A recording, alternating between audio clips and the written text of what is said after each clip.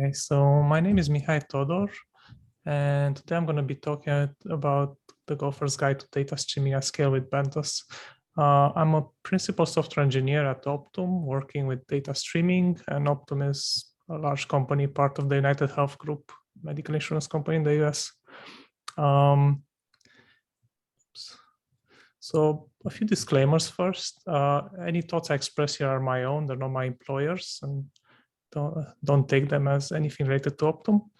And Benthos is something that is owned and maintained and created by Ash. So I didn't build this, I sometimes contribute to it, and I really enjoy doing that, but it was built and designed by him for over 5 years now, I think. Yeah, and I create PRs occasionally, and he has a lot of channels where you can reach out to him and see more information about Benthos. Like his YouTube channel is a really good resource if you're curious to learn more. So what is Benthos? Well, I'll give you a hint. It has nothing to do with deep sea fish, except maybe for this cute little logo that you're going to see all over my slides. But I think this slide would give you the best information you can find out there about it. Like it's pulled from the documentation site in the about section. If you go to benthos.dev, you'll see exactly this in the about section. And the idea is that it has a way to connect sources to sinks. And you can see here a whole bunch of sources and sinks that are particularly useful for many people, like Kafka, SQS, GCP PubSub, NATS, file-based STDN, etc., etc. Also like various cloud storages like GCP, cloud storage, S3, whatever. And all of these you can like, imagine you have files or messages sitting in them and you want to take them from A to B and potentially transform them somehow along the way. So Benthos gives you a declarative way of writing those transforms as YAML. And then you plug in this config to a binary, to a single executable, and then it does the whole magic behind the scenes. And yeah, I'll go into more details about this. So there's a bunch of podcasts that have been out for a while now. Like I went with Ash to the Go Time podcast and we talked about this solution. Well, he talked more than I did, a lot more than I did. But it goes into a lot of detail about what is data streaming, how does that work? And just to give you some insight about data streaming, imagine you want to do kind of a real-time application where you have users clicking in a web app or a desktop app, and you want to send those click events pretty fast to your backend to process them for analytics or things like that. But the format of the messages changes in time. So you might have like some schema changes, or you decide to use a different format. Well, that's a very good place to put Benthos because it's a stateless service. So you put it as a sort of proxy for your messages. And if you think that you need to change your schema, it's all a matter of changing the Benthos configuration. And then you can transform those messages any way you want. It's written in Go, so it's pretty fast. And you can also enrich your messages. Like if you have, let's say, some sort of API in the backend, which can return more information about these messages, you might put a processor in the middle of the pipeline, which says, hey, fetch this information from this HTTP API and add more data to the payload before sending it to some storage like a database. And you can also think, like this is a real-time use case, but you can also imagine batch use cases where you have like a lot of data sitting in Kafka on various topics, and you might want to stream that and process it in various ways. And you might want to do that over and over, depending on how you want to change your processing. And you can do it at volume also. So Benthos supports batching. It supports like running things in parallel, so multiple streams. Anyway, I can go into more details here. I see there's a question popping up, but I'm not sure if I should open it up now. Might be better to, if anyone wants to ask anything, please free to unmute yourself, and that might be the easiest thing. I don't have a separate monitor, so I can't really see the chat. Yeah, and that Go Time podcast should cover data streaming quite well. And then you have the Data Stack Show, which is another podcast where Ash has been talking quite a bit about Benthos. Here you're going to get more information about the project history and how that's going, and how he's gone about creating this awesome logo that you're going to keep seeing around. Oops, sorry, I clicked on that. Yeah. So Benthos itself is boringly easy to use. The idea is that you just get a single binary. You can even run it as a CLI app. We'll talk about deployment models later. But it's very easy. Like you get it from the internet, you create a config for it, and then you run it. So let me demo this really quick. I'm not sure what's hide this somehow. Yeah, there we go. Oops, not what I wanted to show you. There.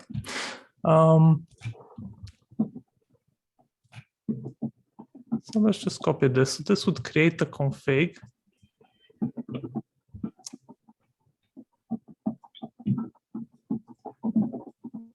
Somebody's not on mute. Would you mind muting yourself if you're not asking anything? Thank you. So this command creates a config where the input is stdin. There's a bloblang processor in the middle, and there's an std out output for this config. And just to show you a bit more of what this does, I'm going to jump over a slide here. Bloblang is a domain-specific language that Benthos has built in, which lets you run various, this is the Bloblang, so it lets you run various transforms of your message. Like you could say, for example, if your message is structured, this JSON format, you can say, I have a type here which denotes the content of this document.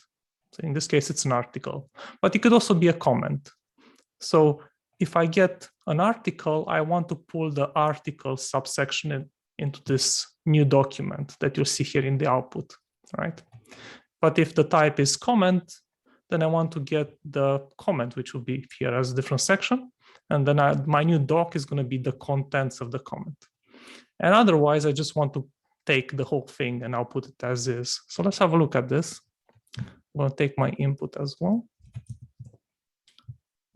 So let's do this, and I want to take my bloblang, and we go into this config that I created here. So I'm not pulling any tricks. This basically outputs the whole config, and then I'm redirecting it to a file. Here, there's a whole bunch of things that are created automatically, but we don't need most of them. Like we need the input, we don't need the buffer, we need the pipeline, which contains the processors, and we need the output, and the rest can just go away. And we're going to put the bloblang in here. This is the only processor we have in here. You see there's a list of processors.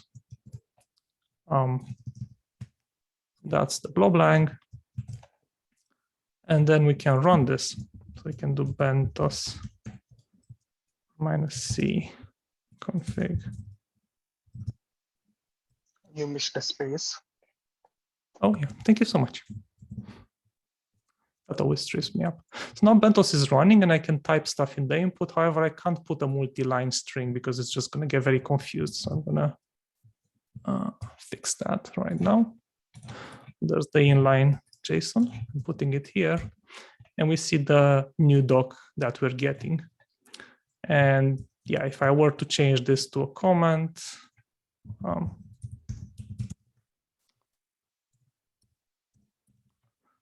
ID comment, and the content is full, and I do transform again. Oops, I guess I messed something up. Yeah, this comment, I'm sorry. I should have changed this to comment.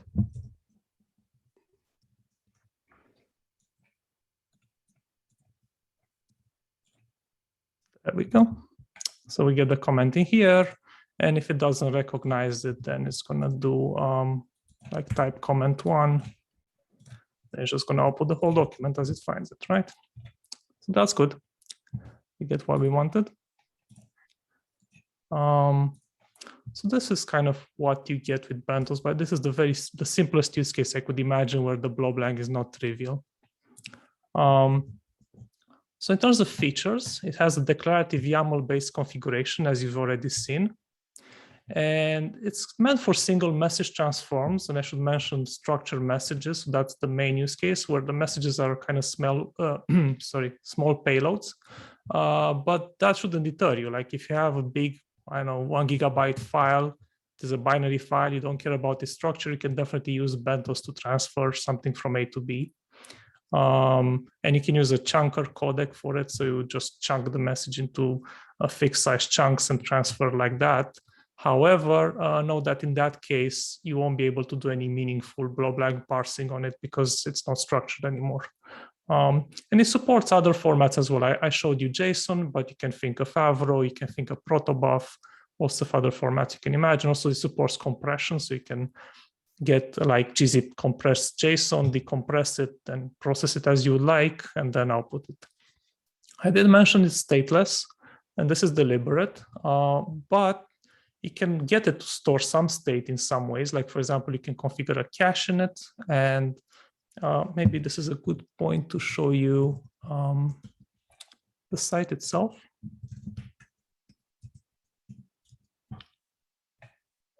.dev. Yeah. So in the documentation, we have a bunch of components, and it supports inputs, outputs, processors, plus caches. So if you want, for example, to put a cache in the middle, like a Redis cache, or you might have a HTTP processor in the middle, and you might get some information from an API, but you don't want to ping that for every message you send, you might configure a cache next to it. And you can say, well, I'm getting this information from the API, and I'm putting it in the cache. But if it already exists in the cache, then I'm not going to fetch it from the API again. You can use an in-memory cache. And this is all about delivery guarantees. Like that's the reason why it's meant to be stateless. But you can definitely break those guarantees if you give up on the stateless aspect. And for example, you might want to use in some cases a buffer, and in that case, you might weaken the delivery guarantees. But in most cases, you for example, if you read a message from Kafka, you process it, you send it to the output, and once it's persisted in the output, it will send an ACK back, and then it's ACKed in the proper. At least once delivery. So of course, duplicates can happen. If you have something that is unreliable in the system, then it will do its best. It will err on the side of duplicating messages rather than breaking the delivery guarantees. It supports auto native metrics and logging. So if we go again here to our metrics, we have AWS CloudWatch support, InfluxDB, Prometheus will be very relevant for many people. And you can output arbitrary metrics, like you can configure it to specify custom metrics inside pipelines. Like you have a metrics processor, and you can use that to emit a custom metric if you want. It also supports tracing with Jaeger, so that could be useful for you. And you can also extend it. I'll talk about this a bit later. And again, it's written in Go, which I think is a huge plus for many people. So this makes it very lightweight, single static binary, etc. So deployment models, I showed you how to use it as a CLI app, but it has a native build for AWS serverless, which many people find useful. And you can run it as a Lambda there. And you can also run it in Kubernetes, like you would just package it as a pod, container in a pod, and then it will run that way. And many others, like, run it in a VM, multi-platform, Windows. Well, we're not testing it deliberately on Windows, but we have Windows users, so that's a thing as well. So I mentioned that we can extend it by building custom plugins, and the way that's done is to import it as a library. So we see here like the bare bones way of creating a new Benthos custom build by importing it as a library. So first we have to import the service package here. And then we want to import all the standard Benthos components, like all the inputs, outputs, plugins, etc. And then we start the main entry point of Benthos. This is what the main of Benthos does. This is what we're doing as well. So let's have a look at that.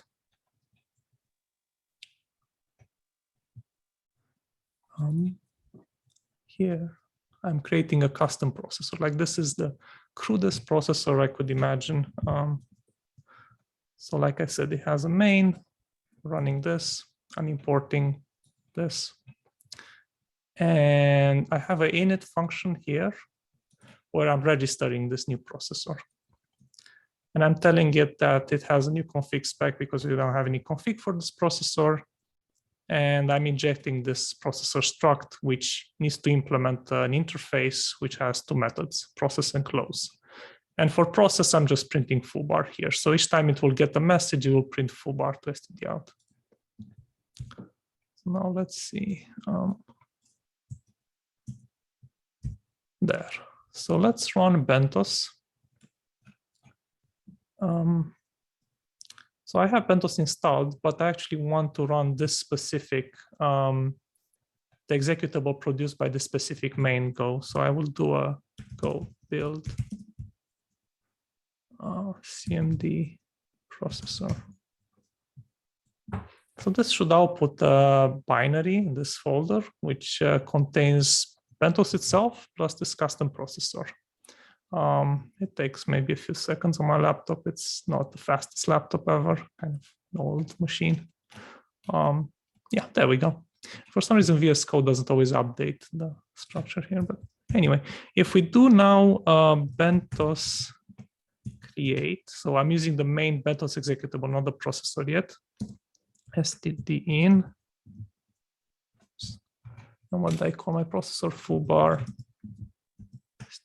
Out. You'll see it complains that it doesn't have the foobar processor. So then I do have to use my processor application. And then it works. So then I'm going to redirect this to oops, have this thing on top. Like that. And then in my config YAML, let's get rid of the useless stuff. Output.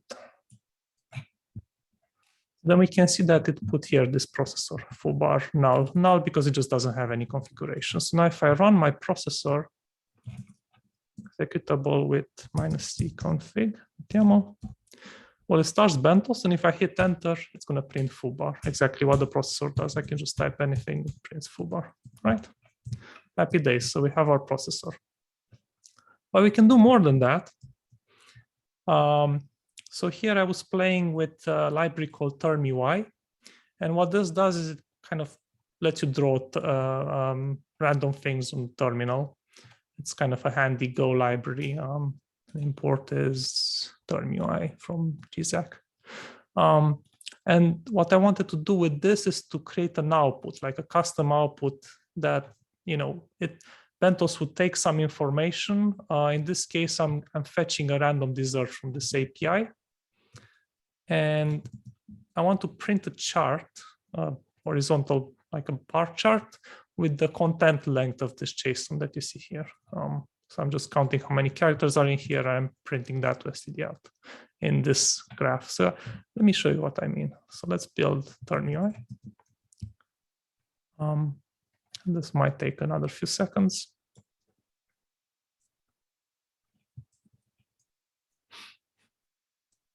And here we're going to see an example of how I use the HTTP processor in order to fetch this random dessert. So now I'm creating a generate input, a HTTP processor, and a termUI output. So let's look at that. We don't need the HTTP configuration. This is just for Benthos itself. We don't need the buffer. Oops. We don't need anything outside of the pipeline and output. And let's get our magic URL here. And let's look a bit at the HTTP processor. So there's quite a lot of stuff in here, but most of it we don't need. We don't need auth, we don't need TLS, any of this stuff. We don't want to do things in parallel. So all we want is to plug in the URL. I want to do get. And the idea here, we don't even need to pass in headers. And the idea we generate is that the input should generate a message, like an empty message every 1 second in order to fetch this URL, so to trigger the pipeline. So every second it would just trigger this pipeline, so on, and just send information to the output. And let's make it a bit faster. So let's say 250 milliseconds. And we also need a mapping here, otherwise I'm going to get an error. And the mapping is basically the contents of the message that is going to be sent through the pipeline. In this case, I can just send an empty message. So this is some bloblang. So I'm setting the root of the document to nothing. And then if I go here in my terminal, term UI -c config. And here's our fancy little bar chart. So it's basically getting the length of the messages received from this request every 250 milliseconds and drawing them. So if we look a bit more at what's in here, well, we need a connect function, which basically just initializes the, in this case, the UI. We have a write function, which basically does the message to bytes and then counts how many bytes it has in it. And then in the close, we destroy the UI. And anyway, this is a potentially contrived use case because this might work better as a metric and the output should remain like file or something else, but I didn't have too much time to play with this, so I left it as is. And there's nothing magic in the main. This is all. So yeah, I hope this kind of proves the point. And I also have, let's see, I have a bit more time. So I can also show you some more bloblang that I think might be fun. This is another kind of the same config, but here the output is std out, right? And I'm fetching this random dessert. So let's have a look at it. Config. And you notice I just run standard Benthos. So we're getting this nice desserts here with the ID, we get a variety, we get some topping, and get the flavor. But what if we want to print it in a nicer way, like for example, in YAML format? Let's do that. So you see I'm printing each message as a YAML. And what's happening is processors can be chained to each other and they run sequentially. So first it runs this one, then this one, for each message that has been sent here. Like this is the empty message. And then here it's running this to actually fetch the contents of the messages I want to output. And here I'm formatting them, right? Now let's comment this out. So there's some pattern matching happening here. What am I trying to do with this? Well, I want to kind of filter out certain messages. I only want to print messages that have these varieties, and the rest I want them to be dropped. So that's what this is going to do. And I'm also printing only the ID.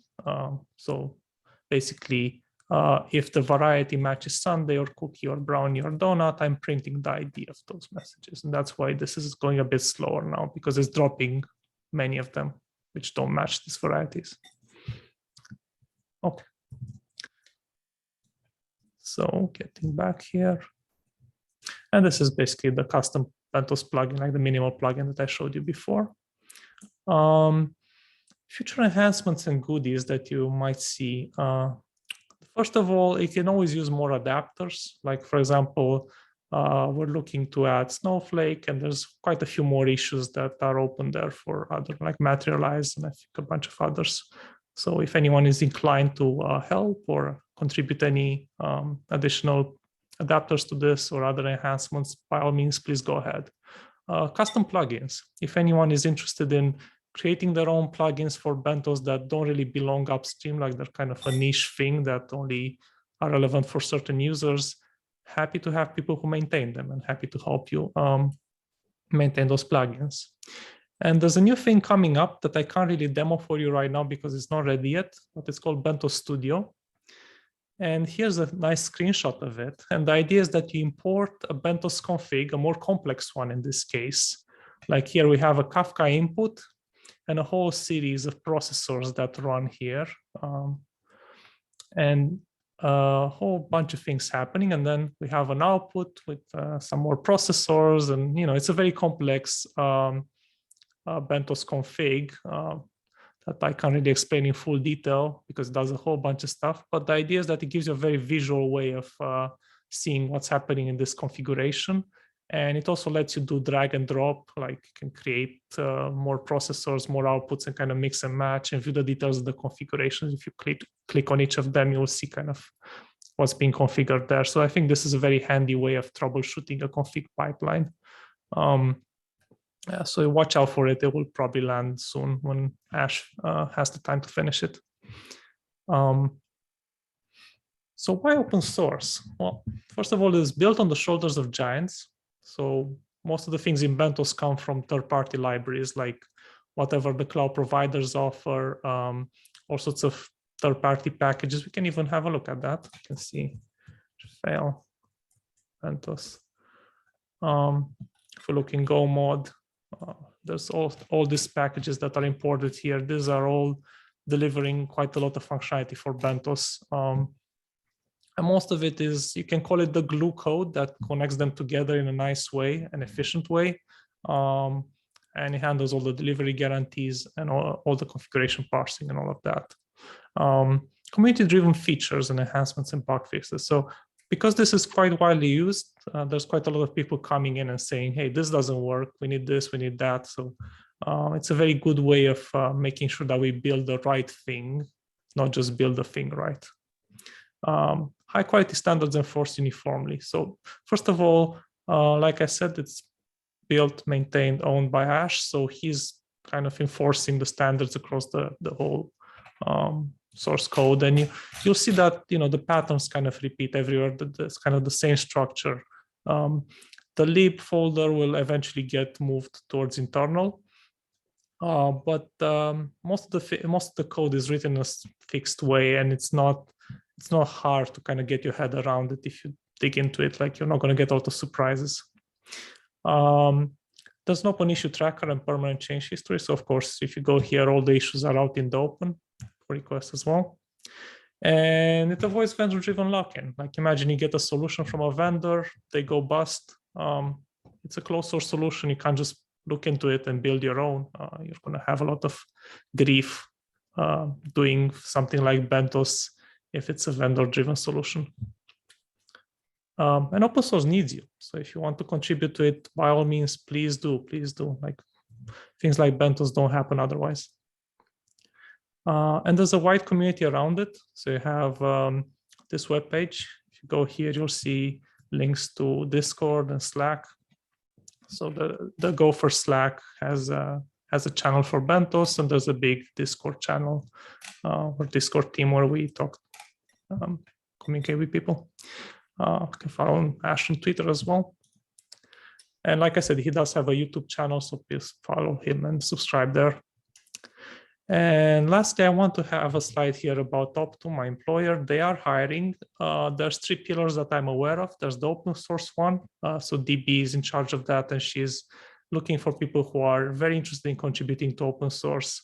Optum being such a huge company, we have like infrastructure, databases, compute, graphs, data, all sorts of things that might interest anyone. So please reach out to her, ask her about open source. She will talk to you about projects that would need help.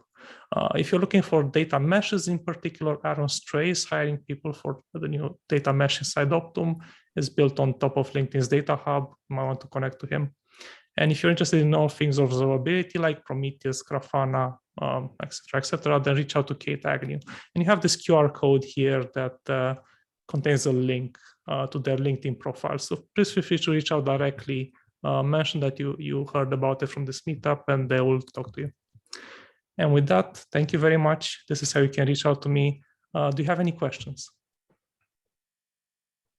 Yeah, feel free to take yourself off mute, or I'll look at it, or you can certainly drop it in chat. But Mihai, thank you so much for not only staying up exceptionally late tonight, but also sharing a great talk with us as well. Any questions from anybody that they'd like to ask before we move on to our next talk? And I put a link in the chat to the LinkedIn profiles of those people. Awesome. Thank you so much. Going once? Yes. I have one. Go for it. Yeah, I love it. First of all, congrats. I love the entire thing. I wonder about the bloblang. if it's this DSL is extendable and how it's implemented. Is it compiled or is it interpreted? And if we can develop other languages. And last thing, why you guys did not use Go template to implement native support to the language? Right. I'll have to defer the Go templates part to Ash. I'm not familiar with why he chose to do things the way he chose them, but the bloblang itself is extensible in the sense that you can add custom functions through the extensibility that Benthos provides. You'll have to look into on the documentation side for how to build extensions, and you can see how to add functions there. But it's all written in Go, and when you start Benthos, it parses the YAML where it contains like bloblang snippets. It compiles those, and then those are executed at runtime. So if you have a message that needs to go through a very complex bloblang processor, I'm not fully sure off the top of my head how that's done. Like, for example, if there's something dynamic in the bloblang that depends on the message, I'm not sure if it like caches some parts of it, but yeah, I don't know if I'm giving a great answer to this one. It would be best to reach out to Ash for such questions. No, but it clarified a lot. Thank you a lot, and congrats again. Thank you so much. Any other questions? Okay. Well, hey, thank you again very, very much. And now we'll move on to our next talk.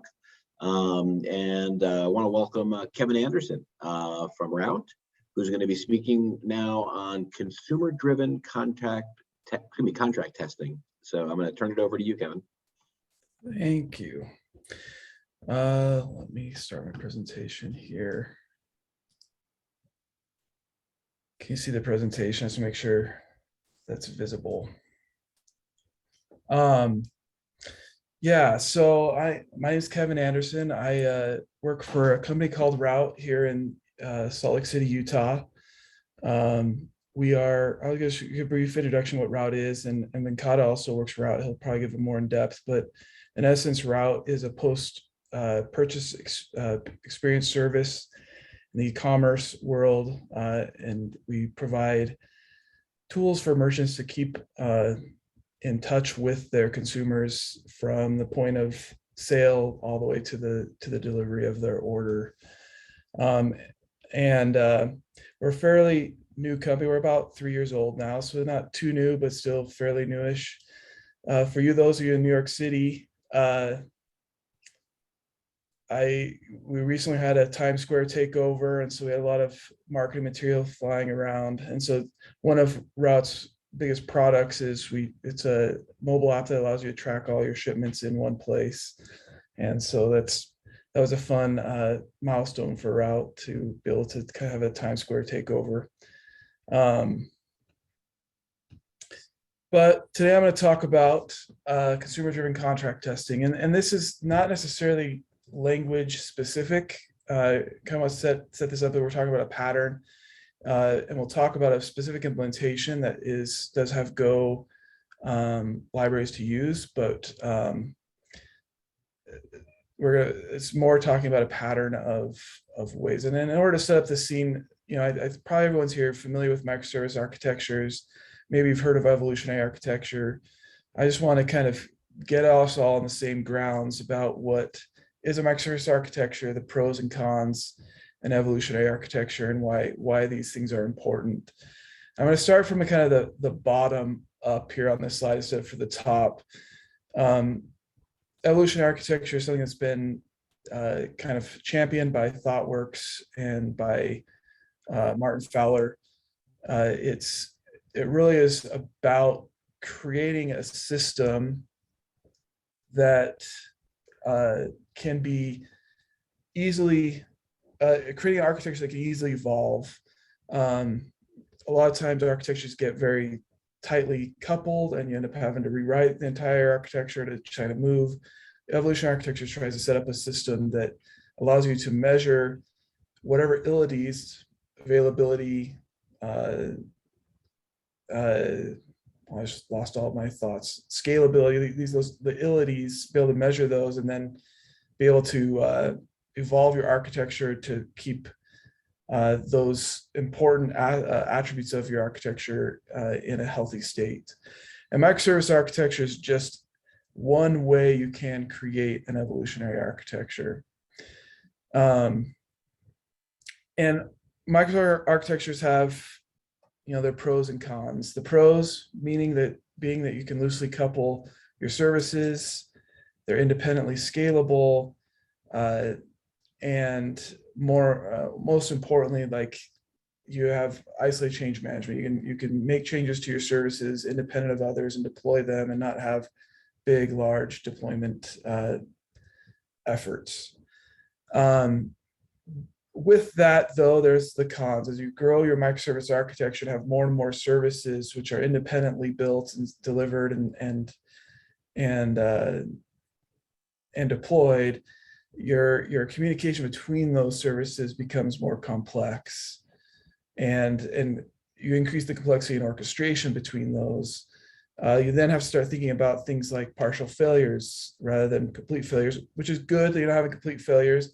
But what does your system do when your order service is down and you can't take any more orders? What happens with the rest of the services that might depend on that? And then the other thing is testing your individual components are easy. Testing between components and their interactions and whether or not the business value is delivered is a little more difficult. And if not done right, you can end up creating a distributed monolith. And it's a bunch of jargon. We all talk about the ilities and all this stuff, and I often feel like this Dilbert when we get into discussions about microservices and evolutionary architectures and architectures in general. But it is in the end, about the journey of learning about ourselves and about our services that we're delivering. So what could possibly go wrong? You've built your microservice architecture and you should be perfect and everything goes right and you never have downtime, you never have issues. Well, that's unfortunately not necessarily true, right? Like I said, you have to deal with graceful degradation. How do you deal with a system that is partially in failure? Oftentimes, you now are dealing with distributed tracing and following interactions throughout the system. If you don't have a good way of mapping those together, can create headaches of understanding, well, where did this actually go wrong? Where did it fail? One thing that I've seen in a lot of microservice architecture is kind of self-DDoSing by not having correct circuit breaker or retry policies in place. And the one that I want to talk about today, most of all, is about contracts. One of the biggest things is you're wanting to change your, part of microservice architecture is to have independent, change management, having to be able to change your service, but you have services that depend on your contracts, your interfaces into your services, and innocent change to a contract can create rippling effects throughout the system. That could bring downtime, bring SEV incidents that aren't fun to deal with. So what is consumer contract tests? First off, you understand kind of the challenges of contracts, right? Like versioning. Why is versioning a challenge? I don't know if many of you have dealt with a lot of versioning. Those that dealt with open source libraries probably have, but there's always this, in my experience, we've always talked about, well, we'll deprecate some version older than 2 or 3 versions ago, and it never happens. They end up, some customers are relying on it, some team is relying on it and doesn't have the time to upgrade or version up. And so we end up like maintaining the complete set of versions, and that just adds some burden to the team's ability to deliver value, because you're having to test every single version that you have and make sure changes aren't breaking some previous version. Most of the time when contracts change and there are breaking changes that you're aware of, you don't find out about them until runtime. It's not until someone calls you and expecting some feature of your interface that you removed is when you're notified that that feature was important. They're difficult to test, and we'll get into a little bit of this in a second, but one of the things without contract testing is you don't necessarily know what your consumers are using, so you have to assume they're using everything. So, sometimes that makes it more difficult to really understand the usage and what you should be testing in your service or in your interface. And then with all of that, it all kind of boils up to the cost of change is really expensive. It requires a lot of testing, it requires maybe versioning and a lot of code and writing, and in the end, a change could result in failure and have the cost of a down system or a crippled system. So that's where consumer-driven contracts pattern comes in. When we talk about contracts, there's several different types of contracts we're talking about. I think most of us are familiar with the provider contracts. Those are kind of the things that we as providing the provider service are telling our consumers is available to them. So these are our API documentation, Swagger, proto files, XML schemas. These are all defining what our contracts and what our interfaces are and what can be used by our consumers. Consumer contracts most often are more verbal in the sense that they are expressing expectations. You'll have them come either look at the provider contract or come to the team and talk about it. And what you're seeing is, here are the fields or the parts of the contract that are important to me. And there's some expectation. I expect these to be here. And consumer-driven contracts is just a way in which we more formalize that discussion and those bindings. And really what consumer-driven contracts really try to get at is to get at the business value and to assert that the provider is delivering that business value. And I think that's an important part about this discussion and why this is important. Business value is achieved not by the provider's contract, but by the consumer's expectations and what they're using from that contract. You can have an API that provides 50 different fields, but if really your consumers are only consuming 3 of them, really those 3 fields are what are providing business value, and the rest of them are just fluff in this case and not really needed by your consumers. So I think it's important when we talk about business value, we realize that it's not in what we provide, but in what we consume. And that is one reason I've seen in my experience, sometimes a tendency to, as consumers, to write really explicit contracts or explicit structs and consumptions of the entire provider contract and provider interface, when in reality we may not use all of those and could do without. And so I'm a big fan of being a consumer minimalist in that way, in which I only consume that which provides me value in my usage of that service. And what that does, so I want to start off with the limitations. So this pattern is really meant to be for a closed community, meaning if you look at the GitHub API, you're not going to get every consumer of the GitHub API to provide GitHub with how they're using their API and their interfaces. So when you have kind of a wide open API, this is a pattern that doesn't really benefit you. But when you have a closed community and it's limited, it provides a lot of value because you can have more of these conversations and these interactions to help define what those business values are. Breaking changes can still occur. Like this does not necessarily guarantee that there's no breaking changes, but they are, but what it does though is we'll talk a little bit later, but it will bring it more to the front of or sooner in the build process than what normally happens in a non kind of consumer driven contract way. And it does not reduce the coupling. Like it does not. What it does do is saying it does document expose coupling. Like it will help you understand how your system is coupled together and who is dependent upon who and what are they dependent on. And that's where the strengths kind of take off from limitations, but you can better anticipate what changes are happening and how your change to your API will affect those in your system. And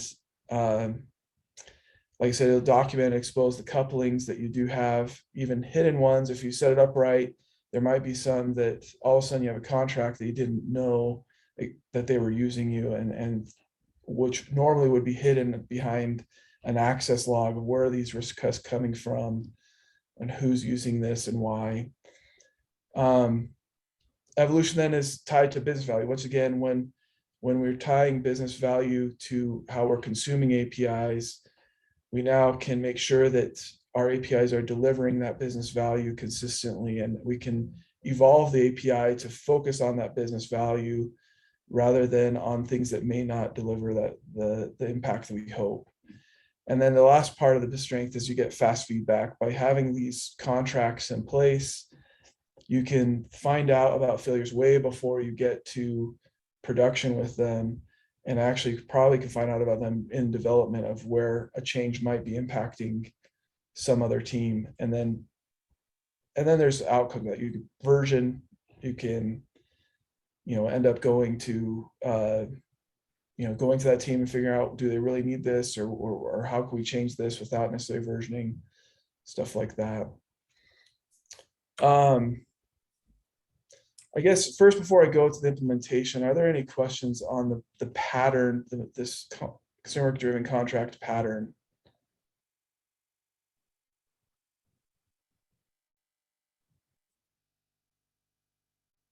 Okay. One of the more popular libraries that are that help facilitate this contract testing pattern is a library called Pact. It is it's language agnostic. The pattern is they have libraries in most modern programming languages, Go and as well.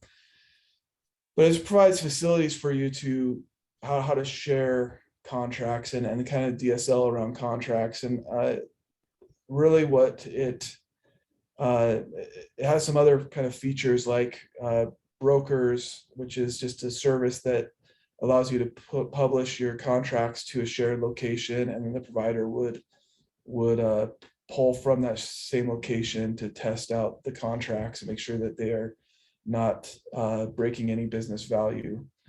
But it's really quite, it has a lot of plugins to find where your contracts might be stored. But in the end, you have consumers who can write unit tests to create the contracts and publish those to a shared location. And then on the provider side, in your unit test, be able to pull those contracts and run them against your service and verify that the output is what the contract is expecting. It's a pretty simple kind of interaction. And I focus more on the HTTP side. They have plugins for event-driven messaging. They're working on gRPC support. So they're trying to go throughout all of the way the messages are being passed back and forth, and they'll follow similar patterns here. But this allows you to really get to consumers are building contracts, providers are consuming them, and making sure that contract is not broken. And what I like about this, as I think about my teams at Route and what, the biggest value we bring as engineers is to create change in production. and more importantly, we want to create non-breaking changes in production. And this provides a way in which we can more easily feel confident about deploying changes that aren't going to break our consumers in our architecture. Are there any questions?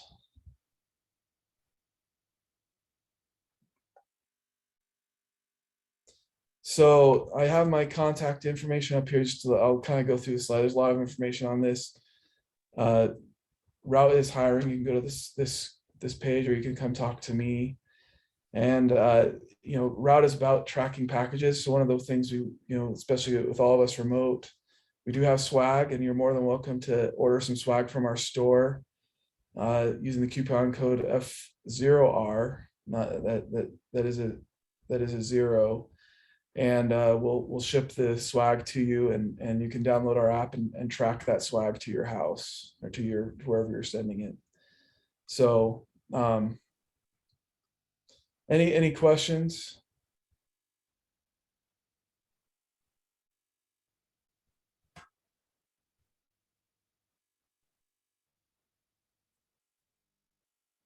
All right. Okay. Hey, Kevin, thank you so much. Thanks. Talk. I love the Times Square takeover. It's you make, Route could go public one day, but you did it. You get an early taste of what it's like to do the whole Times Square thing. So that's awesome. Great job. Thanks. Well, does anyone have any questions before we move on to our last talk for tonight? Okay, well, with that being said, thanks again, Kevin. And at this time, I'd like to welcome Venkata Chaitanya, who's going to talk to us about auto-scaling Kinesis using Go. Is that correct? Yes, that's correct. Awesome. Thanks again. It's all yours, Venkata. Awesome. Let me share my screen. Okay, can everyone see my screen? Okay. Yes. Awesome. So I'm Venkata Chaitanya. So I'm going to talk about auto-scaling Kinesis using Go. So quick intro about myself. I'm currently working as a senior software engineer at Route in the track and resolve teams. So I have been with Route since like 1.5 years. I recently checked, it's like 1.6, I think. Starting this December, I need to change that slide though, but yeah. And on the Go part, I have been doing Go since 4 years right now. I started like 2017, and I simply like love the language and its simplicity. So about Route. So as Kevin said, like Route is an app available for both Android and iOS. So it's an app where you can track all your packages in a single place. So before Route, how I used to track things is like I order from like different sources, like let's say Amazon, and I buy something from Apple. They gave me like 2 different tracking numbers, and every time I want to see like where my package is at, like I need to enter that tracking numbers in those carriers website, and I constantly like keep on like refreshing that carrier's website to see like where my package is at. But with Route, so it's very simple. You just like enter these tracking numbers into the app, and Route automatically identifies what carrier the tracking number belongs to, and it automatically sends you notifications when the status of that package changes. The next thing that Route does is like Route has partnered with like some really great merchants, and when you buy something from those merchants, and when you add like Route insurance, so basically if your item is like lost, stolen, or damaged in transit, you can file claims from the app, or we have like a dedicated website to like file claims as well. And the third thing is Engage. So within the app, Route provides this great content about like different merchants that we have partnered with and their products. And each merchant has a story on like why they have created the product and why like what the reasoning behind it. If you buy something from Amazon, you just like buy things. But if you buy something from the Route app, it's like a journey that you can like track about that merchant. So we have like currently like 350 incredible employees from companies like Amazon, FedEx, Starbucks, Econs, and also like some people are from like small startups as well. So as Kevin said, like we are actively hiring, and if you are interested, like hit Kevin or me. And I'm also on the Gophers Slack group with the name Krishna Chaitanya, and you can also contact me there. So the first question that comes to everyone's mind when I say like, how do we track packages? So how we do it is like, basically when you sign up for Route, you connect your email, and with some advanced filtering techniques, we actually grab all the emails that contain like order information or like tracking information and stuff like that. And we try to parse out that information and feed it to the backend to like do the tracking. But as I said, like we scrape these emails to like get this information. So the problem is that like scraping is like not 100% accurate. Like sometimes, even though like we are very good at that, sometimes like there can be like some one-offs where like we, instead of like scraping the tracking number, we scrape the order number and we fail to track that package. So Mark Miller from Route had this cool idea where he came up with this machine learning model that actually like helps us like better classify this information whenever we try to scrape this email. So the star of that entire approach is Kinesis. So Kinesis is an AWS offering. It's quite old service from Kinesis now. So it's basically used to like process streaming data at like massive scale. And while streaming that data from like source to destination, you can even apply some transformations to that data. Let's say you want to add some field while the data is like being sent, or let's say you want to delete some fields. Like everything can happen like in like real time. And also it's like fully managed, and it has like multiple sources and destinations. So you can like ingest data from like different sources and also like send data to like different sources. It's similar to like Benthos in some ways, like as Mihai's talk was. And it's also like a very quite powerful tool to have. But this is my favorite quote from Spider-Man. With great power comes great responsibility and problems as well. So the main, so how Kinesis works is like when you put data into Kinesis, so you're actually putting this data into like a shard. So shard is a unit of capacity in Kinesis, and each shard can accept either like 1 MB or like 1,000 records a second. So when to get started with Kinesis, AWS says that like figure out like what kind of like capacity that you're expecting and set the shards accordingly. But with Route, it's very hard to like predetermine the capacity because the emails that they come are like very unpredictable. So like, for example, like for Black Friday, like there can be like many millions of emails that come because like people shop like crazy. And on some other days, like it's like usually like very dull. So we started with like some initial capacity because this is still a POC that we were testing it. And even with that POC, we were like bypassing this limit like pretty easily.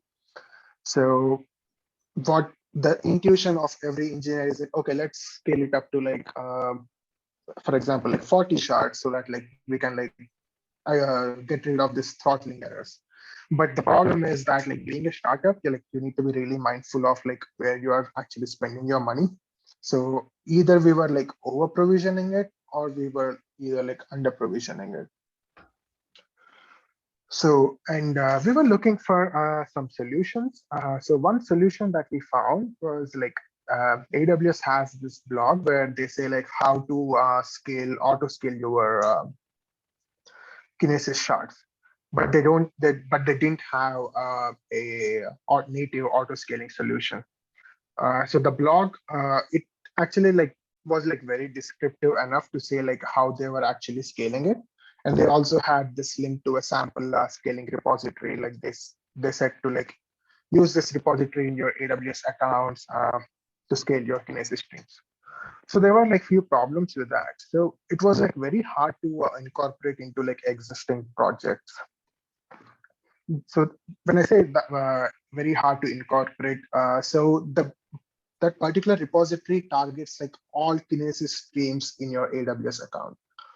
But with Route, each team manages their own service and its underlying infrastructure. So there can be a particular team that says like, hey, I don't want to even scale. My service is working pretty fine.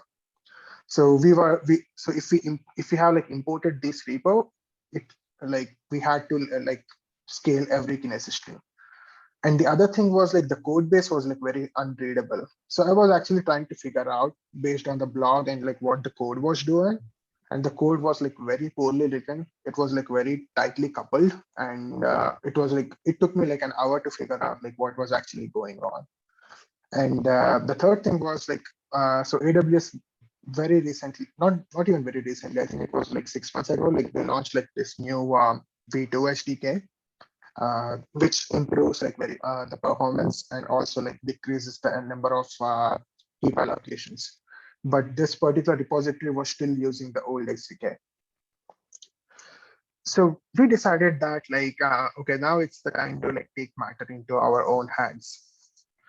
So, and we created this open source project that is currently being used internally, so called Nemesis. So Nemesis is like a pluggable solution. So meaning like with Route, each service, it's like a small Terraform module that you can import. And each service, if they want to decide that, they just need to import the Terraform module, feed the Kinesis streams name, and that's it. And if some team doesn't want to use it, like they can't use it. Like that's it. And the other thing is like it uses the latest AWS SDK. The code is modularized and readable. So lately I have been reading this book called Clean Architecture by Bob Martin.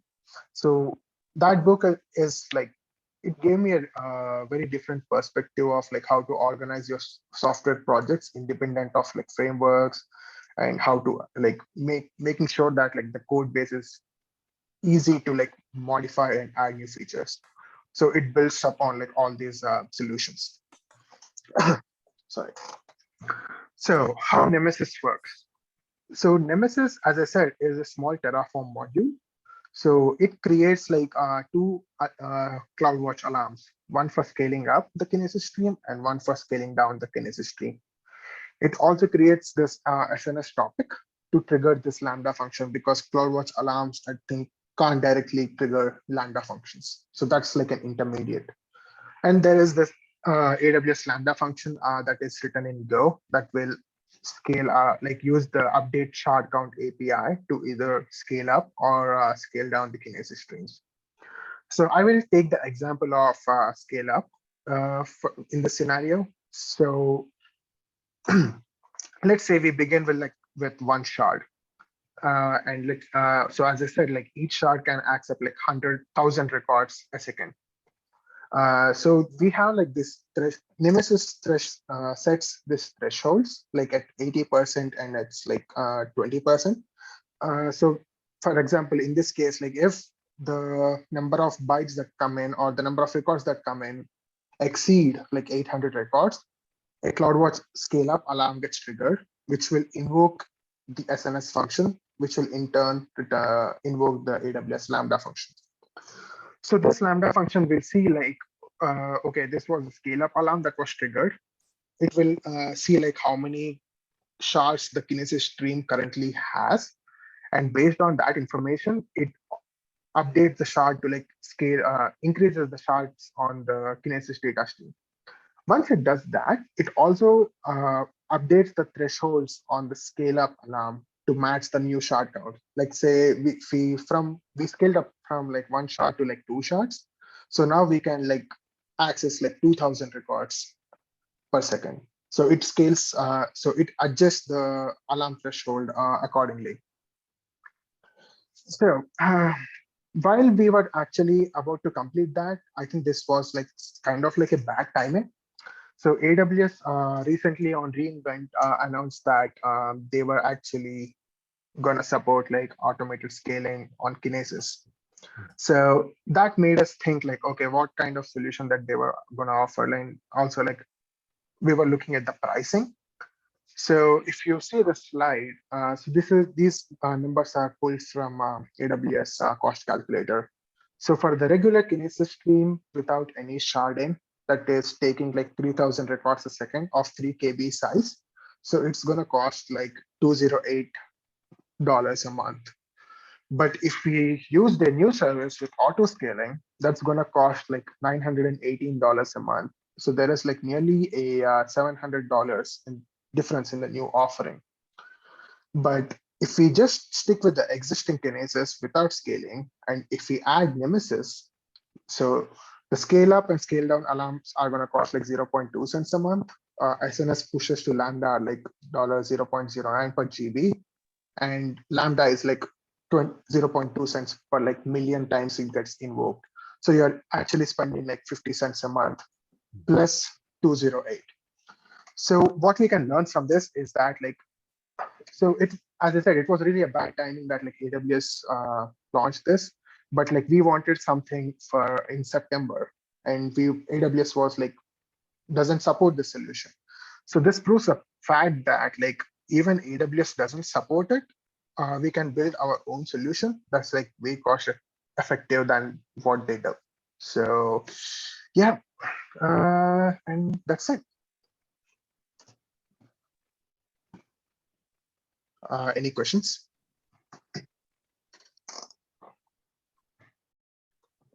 That was great. Thank you so much, Venkata. Any questions? So feel free to unmute yourselves, or if you prefer to write in the chat. Great. We can definitely spend a few minutes answering any questions from this talk or any of the previous talks if anyone thought of something later. Thank you for the talk. That was super interesting.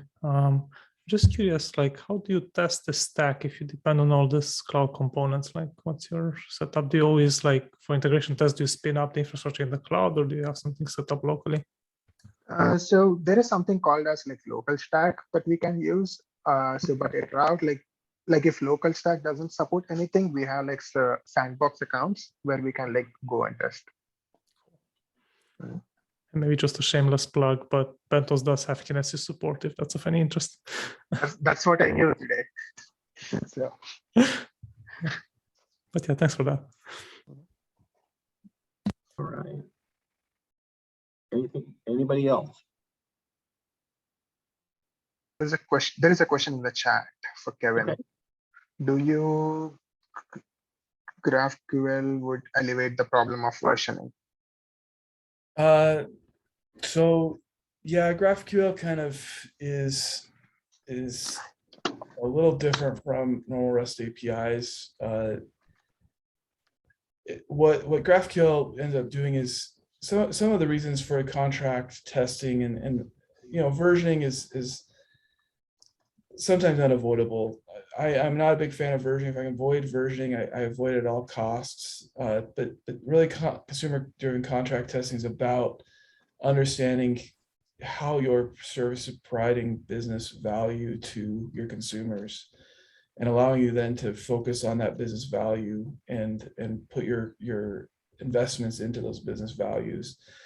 What GraphQL ends up doing a little bit, and I'm not a big expert on GraphQL, so I apologize. I might be misstating, but sometimes it's hard to tell what is actually being consumed. The consumer has a lot of control over how they query the data and what they query for.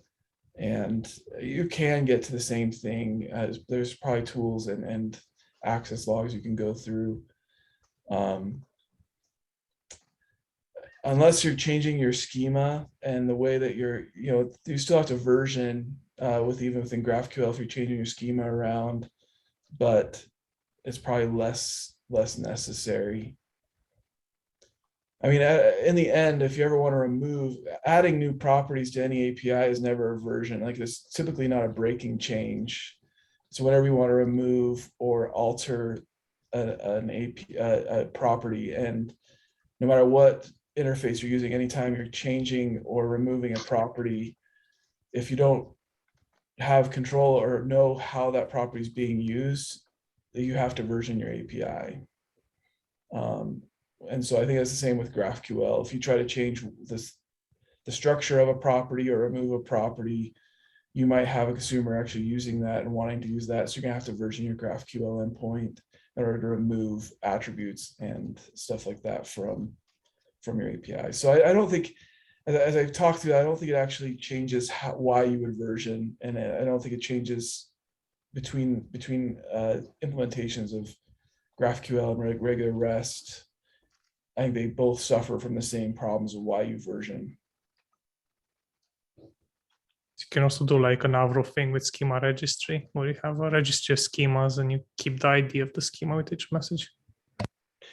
Yeah, so Avro is another kind of provider-based kind of delivery of what you could use probably Avro on the other side, but typically Avro is used by the producers to tell you the shape of the message.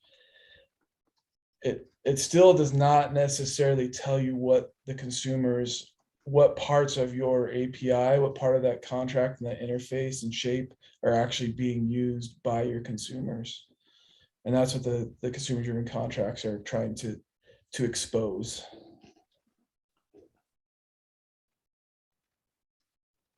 Does that make sense?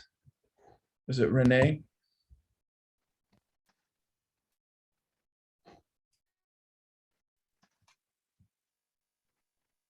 Awesome. Thank you so much, Kevin. Anybody else before we close tonight? All right. Well, we did it, a meetup in December, and we're gonna definitely have a talk in January as well, which we're gonna announce. Coming out shortly. I'll have that sent out, but we're in the middle of finalizing that. But I hope that everyone has an amazing holiday season coming up. The 6 people that entered the JetBrains contest, I believe I actually have 6. I actually believe I have 6 IDEs I can give away combined from both meetups. Just give me a couple days to make sure I can assemble all those correctly.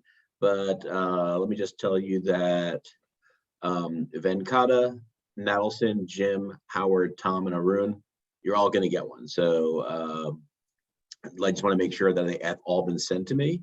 And congratulations, and everyone have a wonderful holiday. And I want to thank our speakers again for just taking their time out and sharing with us this evening. So everyone have a wonderful night, and we'll see you next month. Take care.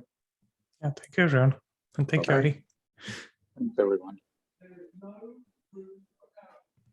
Thank you.